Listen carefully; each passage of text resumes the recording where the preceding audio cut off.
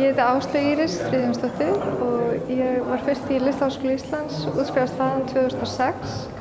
Svo fór ég út til New York og í School of Visual Arts og útskrifaðist þaðan 2009. Ég kom hérna fyrst inn og þá var bara svo mikil presens, húsið var svo mikil presens að ég ákvað svolítið að vinna með það og vinna með þá tilfinningu. Bæði birtuna hérna inni og svo þennan marmar á gólfunum sem er bara svo mikil karakter. Þannig hófst ferlið. Þetta verk heitir Snið og ég er svolítið að fjalla hinn klassíska skúlptúr á mjög óhefðbundinn hátt. Þetta verk er gert úr línóleumdúk en teikningin í því er í fjarvídd þó að það sé alveg flatt og þetta er svona samtal við